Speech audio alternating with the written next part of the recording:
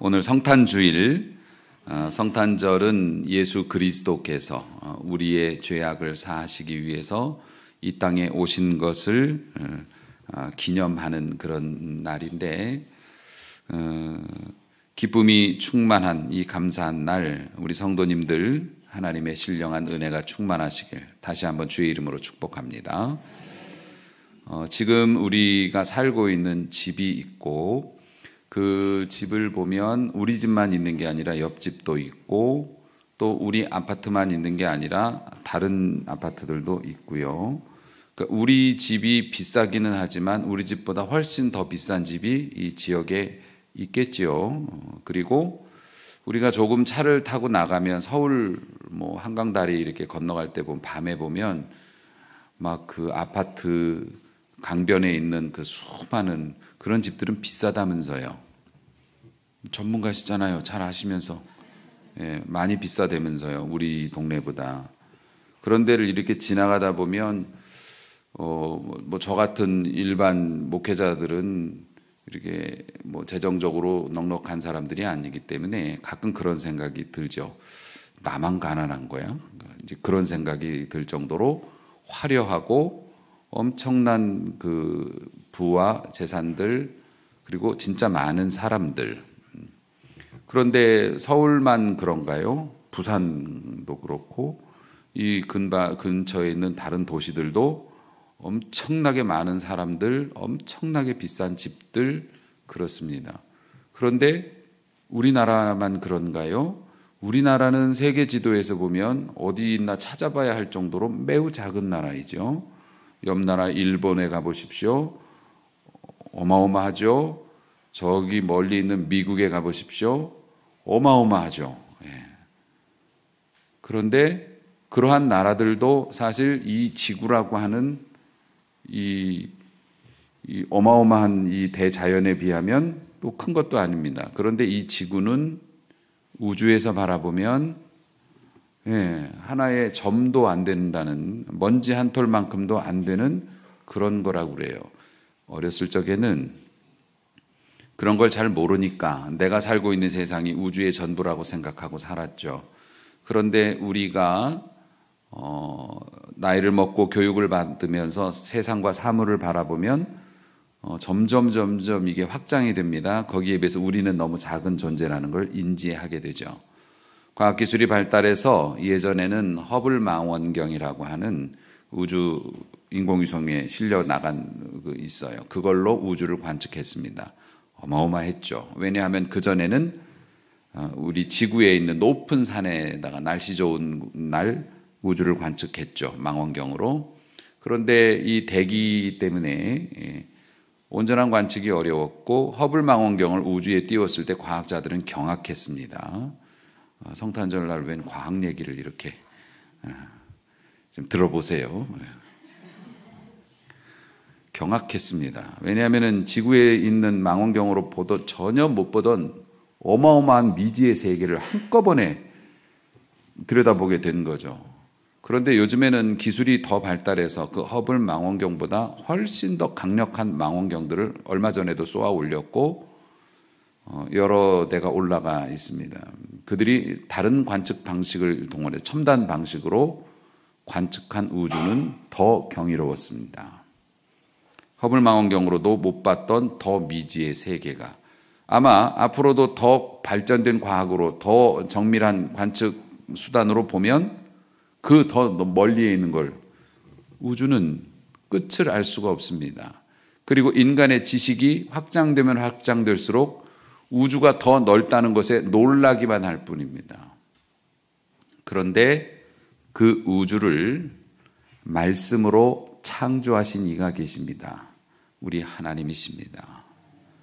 그 우주를 지금도 손에 붙잡고 다스리시고 운행하시고, 이 지구의 기온과 또 이 지구의 모든 햇볕과 이러한 것들을 정교하게 컨트롤하시는 분이 우리 하나님이시고, 여러분의 몸속에 있는 작은 혈관 하나부터 신경까지도 다 세밀하게 동시에 컨트롤 하시는 분이 우리 하나님이십니다.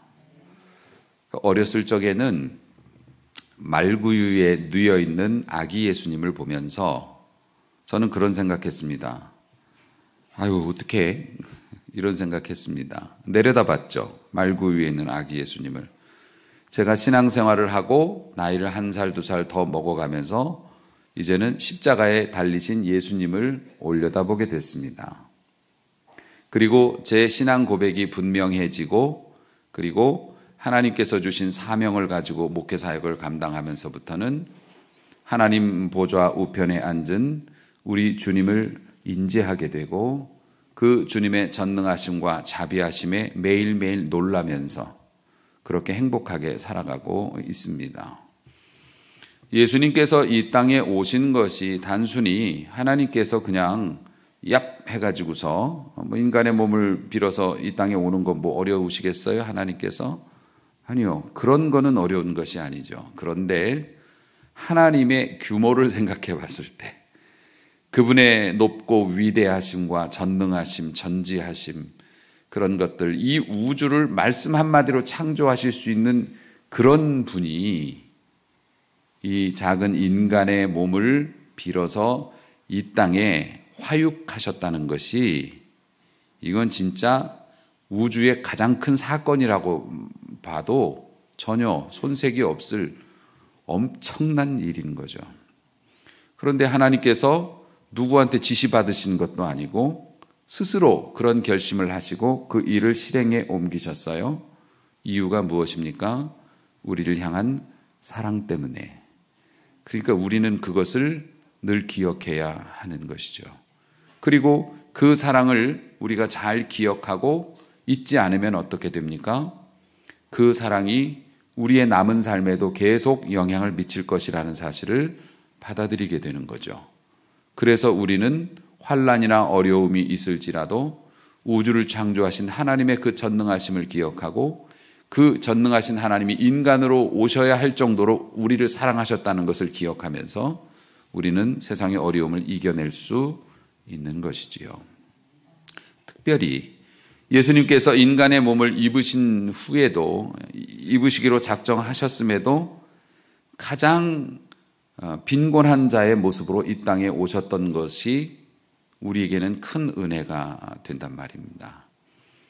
가장 미천한 사람에게서 마리아 같은 경우에도 뭐 사회적인 스펙이 완전히 없죠. 그냥 무명의 사람일 뿐입니다.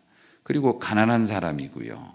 요셉도 가문만 뭐 자기가 유다 지파 뭐 그럴 수 있겠지만 그게 무슨 의미가 있겠습니까? 그냥 이름 없는 촌부일 뿐입니다. 그 가난한 사람의 가정에 자식으로 태어나시면서 태어나실 때도 어떡합니까? 좋은 시설에서 태어나신 것도 아니잖아요. 짐승의 밥그릇에 몸을 누여야 할 정도로. 항상 강조합니다마는 저는 그 구유에 몸을 누이신 아기 예수님에 대한 상상을 할 때마다 그래, 그보다 더 가난한 사람이 어디 있겠노? 예수님께서는 실제로 모든 사람을 구원하시기 위해 이 땅에 오셨지만 예수님의 삶의 방식이나 그 마음가짐 자체가 가장 밑바닥까지 긁으신 거죠. 예수님께서 구원 못하실 사람이 없는 겁니다. 예수님께서 당하신 고난은 어떻습니까? 인간이 겪을 수 있는 가장 참혹한 고난을 겪으셨죠. 이것은 뭡니까? 예수님께서 짊어지지 못하실 질병과 고통은 없다. 아멘. 그런 것들이 그 타 종교, 물론 뭐 타 종교라고 하니까 뭐 동등선에다 놓을 수는 없지만 사람들이 섬기는 여러 종교들에 비해서 정말 탁월한 점이죠. 제가 어제도 말씀을 드렸지만 우리 기독교가 탁월한 점이 뭐라고 그랬죠? 커트라인이 제각각이라는 거.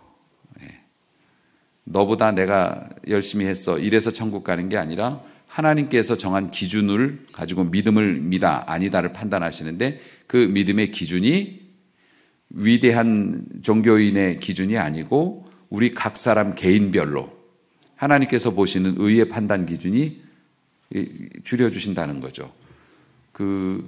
좀 잡아준다는 거예요. 연약한 사람, 아직 은혜에 도달하지 못한 사람들에게는 잡아주시는 게 있다는 거죠.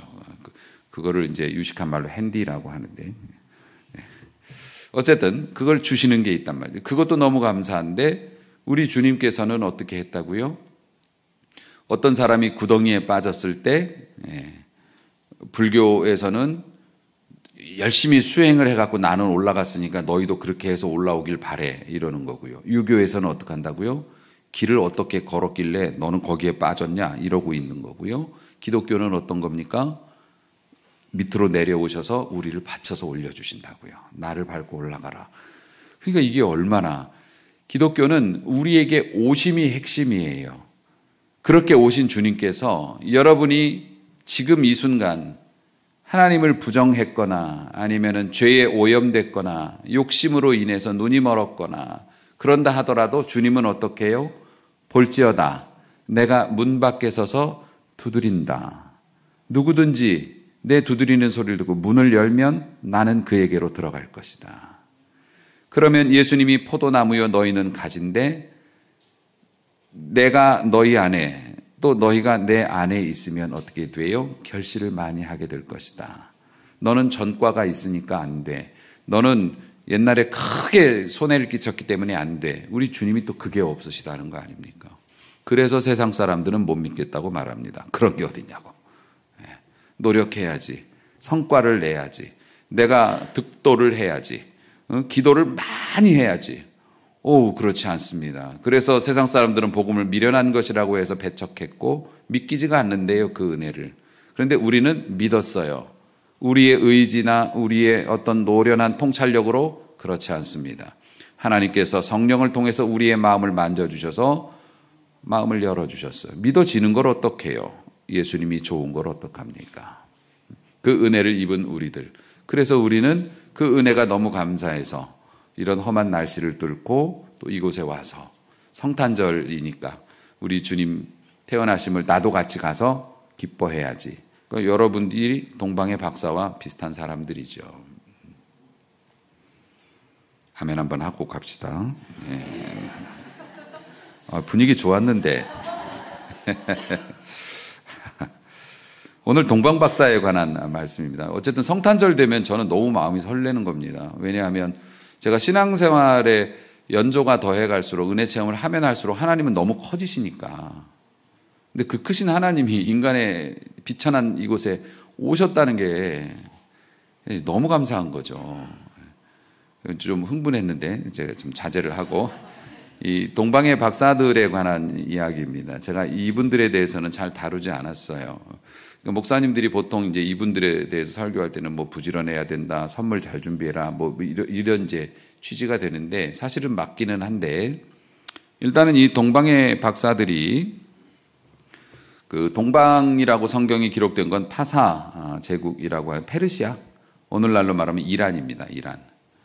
이란에서 온 그 점성술, 천문을 연구하는 학자들이에요. 동방의 박사들이. 그런데 그 기록에 의하면 뭐 지금도 지리적으로 그렇습니다만은 이 바벨론이나 혹은 페르시아 제국의 포로로 잡혀갔던 사람들이 포로에서 해방돼 가지고 고국으로 돌아올 때 이 사람들이 4개월 걸렸다고 그랬어요. 그 이스라엘까지 오는데 4개월 걸렸다고 그랬어요. 그러니까 이건 일반 평민들이 이제 뭐 천천히 왔으니까 4개월이고 늦게 잡아도 어림 잡아서 이분들 이제 낙타 타고 오고 뭐 그랬으니까요. 한 2달 정도 걸리지 않았을까? 그 나라에서 이제 우리 주님 베들레헴까지 오는데 한 2달 정도 걸리지 않았을까? 이렇게 보고 있는데요. 이 사람들은 별을 보고 시대의 운명을 그 예측하는 이제 그런 직업을 가진 사람들이었는데, 그러니까 이 사람들은 직업상 밤에 일하는 사람들이죠. 별을 봐야 되니까요. 별을 봐야 되니까 직업상 밤에 일하는 사람들이고, 다른 모든 사람들은 다 잠들어 있는데 혼자 깨어 있는 사람이에요. 그 사람들이 신기한 별을 봤다는 거죠. 전에 못 본 별이고 움직임이 일반 별들의 궤도와 다른 겁니다. 그러니까 지금으로 보면 드론 정도 된다고 해요. 왜냐하면 별은 궤도를 따라 움직이는데 이 별은 마치 반딧불이처럼 나를 따라오세요 하면서 이게 움직였대잖아요. 그래서 별이 저쪽으로 갔다? 그러면 그렇게 가는 겁니다. 그러니까 아마 이 박사님들 오시면서 2개월 동안 빨리 왔어도 2개월 걸린 게 아마 밤에만 움직였나? 아니면은 어쨌든 별이 보여야 되니까 뭐 낮에도 보였을래나? 어쨌든 그런 식으로 그러니까 이 사람들을 보통은 이렇게 이제 이야기를 합니다. 깨어 있는 사람들, 모두가 잠들었을 때 깨어 있는 사람들이 주님의 마음을 또 주님의 하나님의 뜻을 이해할 수 있다, 은혜 받을 수 있다 이렇게 얘기해요. 그러면 이 깨어 있는 것이 무엇인가? 동방의 박사들처럼 우리도 깨어 있읍시다. 그러면 이제 우리는 어떻게 생각합니까? 기도를 많이 해야 돼. 교회 생활 열심히 해야 돼. 봉사나 헌금을 많이 해야 돼. 물론 그것도 깨어 있는 것이라고 말할 수 있지만 성경에서 깨어 있다고 하는 것은 반응한다는 것입니다. 반응한다는 것. 자는 사람은 반응하지 않습니다. 동물적인 반응만 하죠. 뭐 불편하면 이렇게 뒤척이는 건 있을 수 있습니다만은 죽은 사람과 자는 사람은 모양이 똑같죠. 근데 자는 사람은 반응이 이제 생물학적인 반응이 있는 거고 나중에 어쨌든 일어나죠. 근데 어쨌든 잘 때 보면은 뭐 무서운 가면을 쓰고 가도 자는 사람은 모릅니다. 이해하지 못하죠. 그러니까 깨어 있는 사람은 반응하는 사람이에요. 좋은 거 보면 웃고 나쁜 거 보면 찡그리고 우리가 하나님의 말씀에 반응을 해야 깨어 있는 겁니다. 깨어 있는 사람이 별을 볼 수 있는 거고요. 그럼 하나님의 말씀에 반응한다는 것이 무엇입니까? 많이 듣잖아요. 순종. 그럼 그 하나님의 말씀은 무엇입니까? 하나님의 말씀은 목사님이 이곳에서 선포하는 것만 하나님의 말씀이 아니고 여러분의 마음속에 양심의 울림으로 오는 것도 하나님의 말씀입니다. 그리고 여러분에게 주신 이성, 여러분이 그동안 살아오면서 가지고 있는 가치 판단 기준으로 이것이 옳다, 정의로운 일들, 그것도 하나님의 말씀입니다. 그러니까 여러분의 양심이 옳다 하는 대로 행동하고 내게 들려지는 성경적인 말씀이 나에게 울림과 감동을 주면 되든 안 되든 간에 도전해보고 이런 것들이 뭡니까? 깨어있는 사람이죠. 여러분은 깨어 있습니까? 깨어 있는 것 같은데 자는 사람도 있습니다. 우리 집에도 하나 있어요. 깨우면 대답을 합니다. 그리고 깨우면 거짓말도 합니다. 오늘 공연 없어졌어요. 무슨 소리야? 공연이 오늘 왜 없어져? 근데 본인도 잘 모른대요. 그러니까는 이 깨어 있으면서도 잠꼬대 하는 사람이 있죠. 잠꼬대 하는 사람한테 질문하면 대답도 합니다. 그러니까 우리가 신앙을 습관적으로 하면 그렇게 됩니다. 순종하는 것 같은데 열매가 없어요. 진짜 하는 게 아닌 거죠. 표신하는 일들에만 순종하는 거. 사랑하는 성도 여러분, 뭐 그렇게 복잡하게 생각하지 마시고 깨어 있기를 원합니다라고 기도해 보십시오. 하나님께서 굉장히 좋아하시는 기도 제목입니다. 저 깨어서 주님이 무엇라 말씀하시는지 듣고 잠꼬대 같이 듣는 게 아니라 실제로 반응하는 사람으로 살아보고 싶습니다. 그럼 여러분이 지금 몇 살이 되셨던지 여러분의 지난 날이 지금 형편이 어떻든지 간에 여러분에게는 무조건 새로운 세상이 열릴 줄로 믿습니다.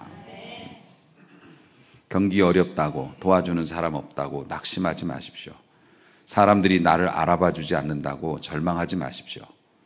우주와 만물을 지으시고 지금도 그 몸으로 이 땅에 오실 만큼 우리를 사랑하신 주님이 여러분의 주님이십니다. 우리의 주님이십니다. 주님이 명하시면 됩니다. 뿐만 아니라 이 깨어있는 사람들이 하나님의 은혜를 이렇게 받았고 미지의 세계에 대해서 모험을 했죠. 사실 요즘처럼 교통편이 있는 것도 아니고 그리고 이 사람들이 소그룹으로 이렇게 여행을 하지 않습니까? 여행에는 여행의 친구들이 있죠. 강도 때 도적들, 광야를 여행하는 사람들 돈 좀 있어 보이면 도둑들이 와서 죽이고 털어갑니다. 그러니까 그거를 각오를 해야 되는 거죠. 그래서 그 여행이 마지막 여행이 될 수도 있는 거죠. 그런데 이 사람들은 그게 지적인 호기심인지 아니면은 뭐 어떤 마음인지는 모르지만 자신들이 옳다 하는 일에 자신들의 소중한 것들을 걸었다는 거죠. 여러분, 주님을 만나고 주님을 경배할 수 있는 사람의 또 하나의 좋은 덕목이 있습니다. 걸어야죠. 걸어야죠. 하다못해 자판기도 동전 넣어야 나오는 거 아닙니까? 여러분들이 신앙생활 하면서 예수님의 은혜를 받고 예수님께서, 하나님께서 여러분의 생명과 여러분의 뭐 부와 또 여러분이 뭐 소원한 그 모든 것들을 다 주관하신다면서요. 그런데 여러분은 하나님 앞에 무엇을 걸었습니까? 신앙은 취미 생활이 아닙니다.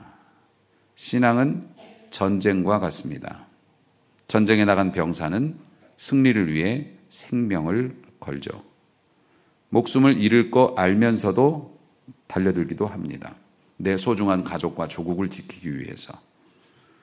하물며 하나님의 나라, 영원한 그 나라와 또 이 땅에 살아가면서 하나님의 보호하심과 나뿐 아니잖아요. 내가 사랑하는 모든 것들, 가족을 포함해서 그것을 하나님께서 돌봐주신다고 생각하면서 모험을 하지 않는다, 걸지 않는다, 내가 손해가 나더라도, 내가 뭐 어려움에 처하더라도 나는 이것이 하나님이 원하시는 일이기 때문에 나는 출발합니다.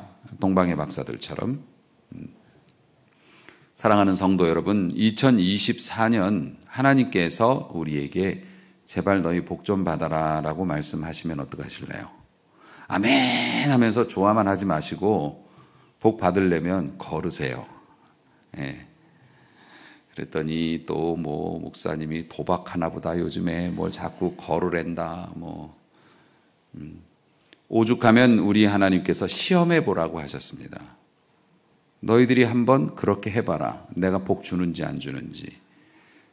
내 소중한 것들 여러분이 뭐 다 바칠 수는 없죠. 다 바칠 수는 없지만 내 시간이라도 내 자존심이라도 내 취향이라도 여러분 한번 걸어보십시오. 그것들이 상하는 것이 있다 하더라도 나는 주께서 원하시는 것에 대해서 원하시는 것을 바라보며 출발하겠습니다. 동방의 박사들이 그런 삶을 살았죠. 믿음의 세계는 도전과 모험입니다. 도전과 모험. 그런데 사실 무모한 도전도 있고 무모한 모험도 있습니다. 그런데 이거는 이미 답이 나와 있는 모험이에요. 오늘 미안합니다. 자꾸 성가대 얘기해서. 오늘 성가대는 그 실 반주가 아니라 이제 MR이라고 하죠. 녹음되어져 있는 반주를 사용하고 우리는 거기에 찬양을 했습니다. 자, 저는 걱정이 안 되더라고요. 반주가 틀릴까 봐. 반주가 틀릴 걱정은 안 해. 왜요? 이미 녹음되어져 있으니까. 틀리지는 않아요. 절대로. 우리가 따라가냐 못 따라가냐만 문제지. 그렇지 않습니까? 하나님께서 하시는 일은 그렇습니다. 하나님은 이미 그 절묘한 그 섭리와 경륜으로 예정 가운데서 정말 가장 멋진 프로그램을 우리를 위해 예비해 놓으시고 그것이 돌아가고 있는 중입니다. 그런데 우리가 도전하고 모험을 할 때 우리는 그것에 따라서 작게, 크게 결국엔 그것이 감동이 되죠. 성가대가 큰 소리로만 찬양하면 스트레스가 될 겁니다. 근데 작게도 불렀다, 크게도 불렀다, 또 화음도 넣었다 이렇게 하니까 이것이 감동으로 오는 것처럼 우리의 인생의 모든 것들이 힘들기도 하고 이상할 정도로 잘 되기도 하고 이런 것들이 절묘하게 섞여져서 어떻게 됩니까? 하나님은 실수하지 않으세요. 우리가 하나님의 뜻에 잘 따라가기만 하면 걸작, 오늘 박수 받은 것처럼 천군 천사가 우리의 삶을 보면서 잘한다, 박수 치는 것처럼 그렇게 될 수 있다는 것을 성탄절 우리에게 오신 예수님을 영접하면서 우리가 이해해야 될 줄로 믿습니다. 사랑하는 성도 여러분, 실수도 있었어요. 동방의 박사들이 이게 이제 고정관념이 있었죠. 왕이 난다고 했으면 당연히 왕궁에 있겠지. 예. 이분이 이제 기독교 신앙에 대한 이게 교리 공부를 안 했기 때문에 이제 당연히 모르죠. 아니, 왕이니까 저 용산에 있겠지. 그러면 지금 간 거죠. 거기로 가서 왕 어딨냐고 그러니까 이제 이렇게 돼서 결국에는 이것이 여러분들도 아시다시피 그 당시에 베들레헴과 그 유대 지역에 있었던 2살 미만의 아이들이 학살을 당하는 그런 일이 불행하게 생기기도 했습니다. 사실 이런 결과가 오리라고는 상상을 못했고 동방의 박사들도 우리가 하나님 앞에서 살아가면서 신앙인들도 실수할 수 있습니다. 잘못된 결정할 수 있죠. 그래서 정말 우리가 감당하기 어려운 그런 일들 속에 우리가 직면하게 되는 경우도 있습니다. 성경에 보면 아브라함도 그랬고요. 다윗도 그랬고요. 안 그런 사람을 찾기가 어렵습니다. 대부분의 신앙인들이 다 실수했습니다. 하다못해 그 위대한 사도 바울도 실수했고요. 다 실수했습니다. 제자들은 뭐 말할 것도 없고요. 그런데 그들은 다시 일어설 수 있었습니다. 왜냐하면 동방의 박사들이 아차 싶었어요. 이 뭔가 잘못됐다. 그리고 나서 다른 길을 찾아봐야겠다. 여기가 아니구나. 그러면 우리가 포기할 게 아니라 다시 한번 찾아봐야 되겠다 하고서 왕궁을 빠져나왔을 때 잃어버렸던 별이 다시 나타나서 그들을 베들레헴으로 인도했어요. 그러니까 예루살렘에 있던 그 왕궁과 베들레헴까지의 거리가 상당하거든요. 그러니까 이것은 또 무엇을 의미합니까? 여러분, 실패했다고 포기하지 말라는 뜻이에요. 여러분이 언제나 어디서나 주를 바라보면 주께서는 응답해 주십니다. 응답해 주십니다. 그래서 다시 인도함을 받았죠. 잘못 갔다가 돌이켜 회개하면 하나님께서는 축복해 주세요. 하나님은 속도 없으신가 봐요. 이스라엘 백성한테 항상 애원하다시피 얘기했습니다. 이거는 나쁜 거고 이거는 좋은 거야. 너희들이 나쁜 길로 가면 요렇게 되는 거야. 좋은 길로 가면 요렇게 되는 거야. 그런데 너희들이 이미 나쁜 길로 갔어. 지금 고생하고 있잖아. 봐봐. 내가 얘기한 대로 그렇게 너희 고통스럽잖아. 아직도 늦지 않았어. 다시 이 길로 오면 내가 다시 회복시켜 줄 거야. 구약 성경 선지자들의 얘기 대부분이 다 그 얘기입니다. 돌아오라. 아직 늦지 않았다. 돌아오라. 지금이라도 돌이키라. 돌이키면 내가 용서해 주리라. 다윗이 한참 깊은 죄악 가운데 빠져 있을 때 나단 선지자의 통렬한 지적을 받고 당신이 그 나쁜 놈입니다. 그럴 때 다윗이 즉시로 엎드려서 내가 범죄하였나이다 했어요. 그 순간 나단 선지자가 띠리리리 하나님의 핸드폰 거기를 문자를 받았어요. 그럼 봐준다고 해라.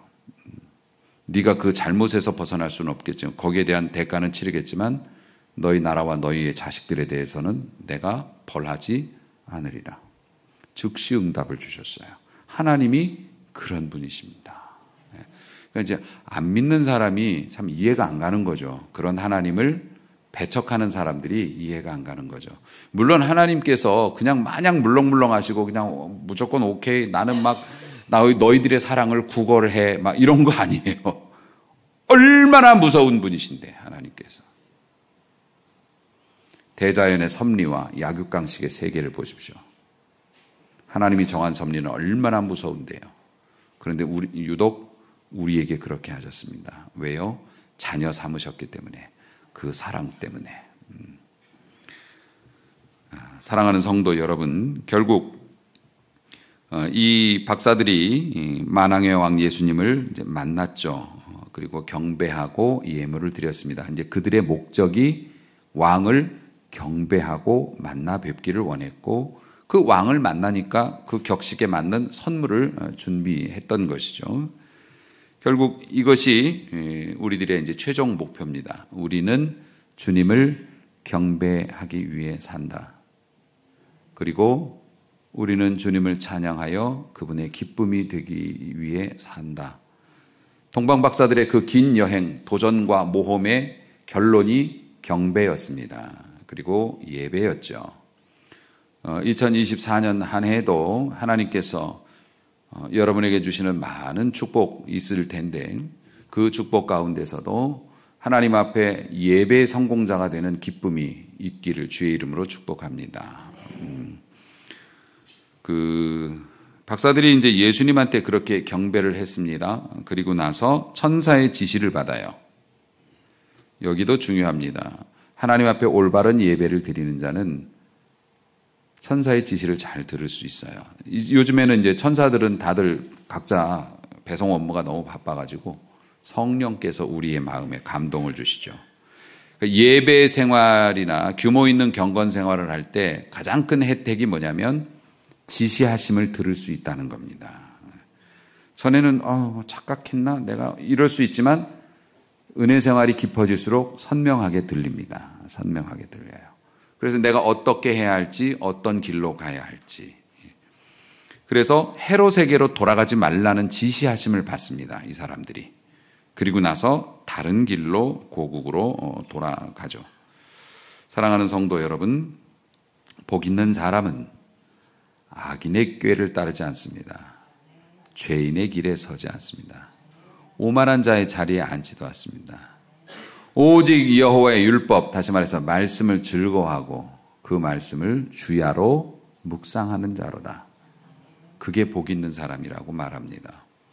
동방의 박사들이 우리처럼 세련된 신앙을 가진 건 아니었고 그들은 호기심과 혹은 그 본능에 따라서 행동을 했지만 그들의 삶을 바라보며 어쩌면 세련된 그리스도인들이 그 사람들만큼도 못하는 그런 면도 있음을 우리는 반성해야 합니다.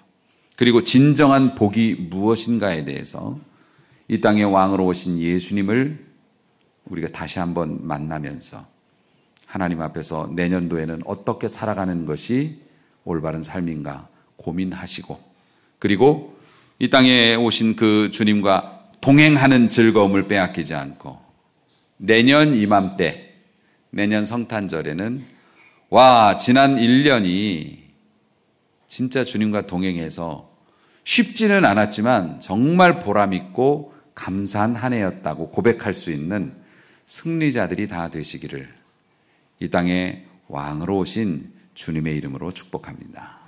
기도하시겠습니다.